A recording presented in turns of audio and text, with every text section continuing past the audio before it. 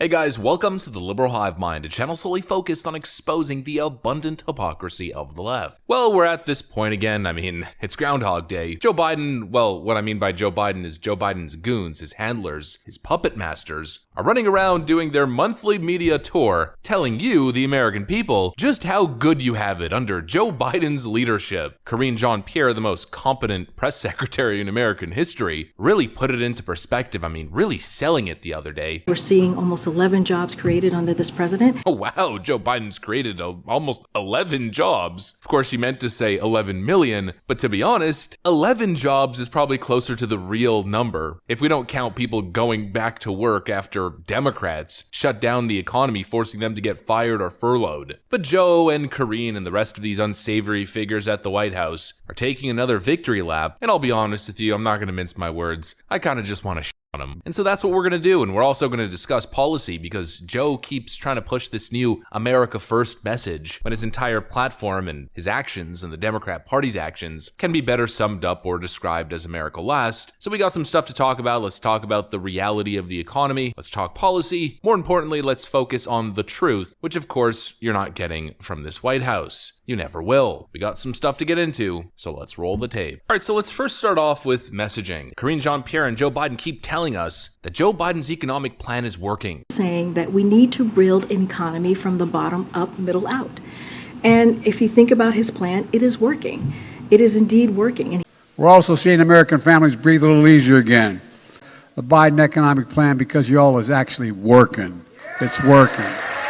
American families are able to breathe a little easier again. Joe Biden's economic plans are working and they're targeting the most vulnerable of Americans. He also keeps saying this, and wages are up. But I really don't know where this clown gets off saying something like that. The President of the United States, who represents the US federal government, keeps telling you wages are up. But here's the data from the US Bureau of Labor Statistics, from the same government that Joe Biden represents, leads. From December 2021 to December 2022, real average hourly earnings decreased by 1.1%, seasonally adjusted. The change in real average hourly earnings combined with a decrease of 0.9% in the average work week resulted in a 2% decrease in real average weekly earnings over this period. Everything's getting more and more expensive and you're making less money. That's certainly how it feels for me. The market is absolutely terrible right now, yet this freaking dummy, and trust me, I have some better words than that, I'm just gonna refrain, keeps telling you just how wonderful it is. Aren't we all making so much money? My economic plan is working. 72% of middle-class families are struggling to make ends meet due to inflation in the current economic outlook. This article from CNBC, nearly 3/4 or 72% of middle-income families say their earnings are falling behind the cost of living, up from 68% a year ago, according to a separate report by Primerica. 72% of middle-class families are falling further and further behind. What President Joe Biden ought to be doing as a leader is addressing that fact and trying to do something about it, but instead, he chooses to pretend that it doesn't exist and continues to pat himself on the back.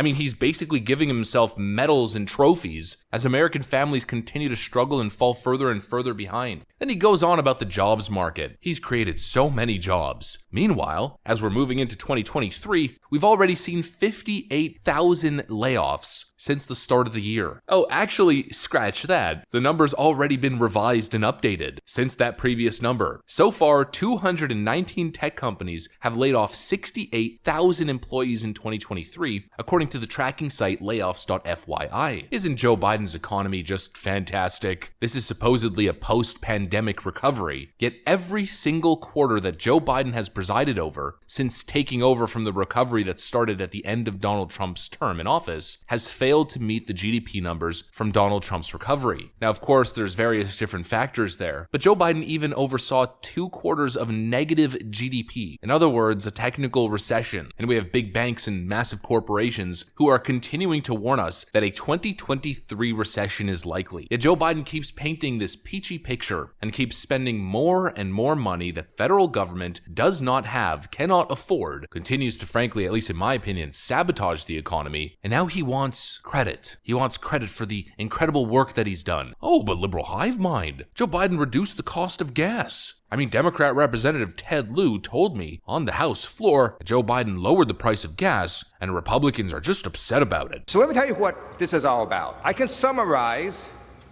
this debate of the last 2 days into one sentence.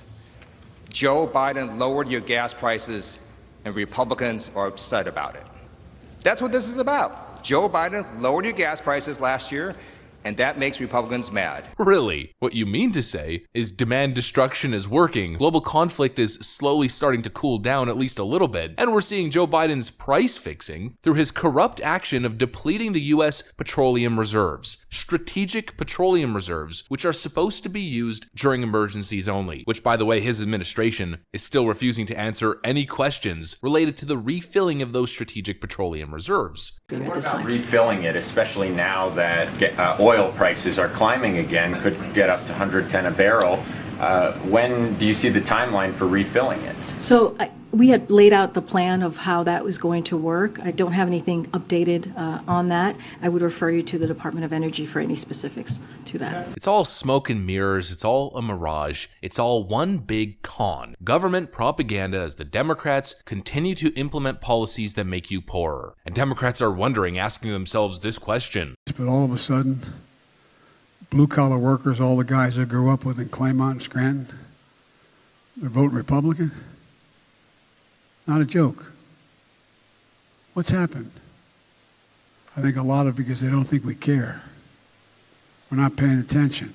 You know, that's a real good question to ask, because it's not just monetary policy. It's not just policy when it comes to oil production. It's also immigration. Joe Biden's entire agenda, the Democrat agenda, can be described as un-American. America last. Anti-American is probably the best way to say it rather than un-American, although I guess they're both synonymous. We know their inflationary monetary policies, their energy policies, taxation policies, but one of the big indirect economic policies that people don't seem to focus on is immigration. For the most part, when we talk about immigration or the Democrat immigration platform, it's a little bit emotionally driven. Look at what's going on at the border. It's plunging in chaos, of course, human suffering, which all of those things or all of those issues and concerns are valid and important, but what seems to escape the discussion are the economic impacts. Joe Biden's wondering why blue-collar workers are voting Republican. Well, Democrat immigration policies are probably the first place to start. Democrats keep talking about immigration reform and amnesty. Oh, but the people, think about the people, more paths to citizenship, increasing immigration. How about we omit the emotional elements here for a second and focus on the economic impacts or the wage impacts for American citizens? Downward pressure on wages. That's what expanded immigration reform that the Democrats are looking for in amnesty would do. It's what it's already doing through illegal immigration. You have blue-collar workers, people who work with their hands and provide crucial services, the people who build America from the ground up, struggling to make ends meet these days because Democrat policies are frankly enabling this invasion of a low-skilled, cheap labor coming in and putting downward pressure on oversupply of hands, and in most cases an underground market, I guess like a black market of labor that hurts American workers. And we also hear very often when it comes to immigration reform that America should be doing more to allow people to come into the country, high-skilled workers willing to work and achieve the American dream. I mean, it sounds lovely on the surface, and to a certain extent it does make sense within extreme moderation, but what Democrats are proposing here, again, hurts the average median income professional. People very often point to Canada, for instance. Look at their immigration policy. Well, here's a video that I found of an immigrant working in Canada as a software engineer, telling you from his own personal experience the difference between Canadian immigration policy when it comes to high-skilled professionals and the American system.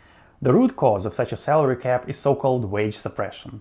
Canada brings an excessive number of overqualified immigrants so that the companies do not really need to raise salaries. They always can hire new, well-qualified immigrants instead who are ready to be paid less because they just arrived. They don't understand the true cost of life in Canada yet. They have no choice. They think it's temporary. They think they will earn more in the future, that in reality never comes.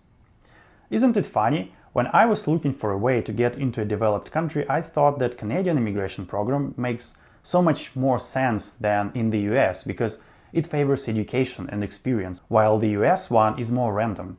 But now I think that the one in the US favors more the US citizens in general, while a Canadian one favors property and business owners. There's a software engineer working in Canada barely able to survive and make ends meet because they import so much high-skilled labor to compete for Canadian jobs, telling you that it sounds good and lovely and emotionally fluffy on the surface, but that the American system is better at protecting American interest, or the interest of American workers, and their wages. The whole thing's a con, it's a grift. Their policies are terrible. Democrat policies benefit two groups of people: lazy people who don't want to work, and the elite multi-millionaire, billionaire class who benefit from cheap labor and an oversaturated supply of workers, both unskilled workers and skilled workers from foreign countries. The Democrat Party is the circus, and Joe Biden's the chief clown. These people don't have your interests at heart. They continuously lie to you. They pat themselves on the back as if they're doing such a great job, but it's an insult to anybody paying attention, to all the people working their behinds off and falling further and further behind. You know, it's like I used to say all the time, Joe Biden and the Democrats are hitting you in the face over and over again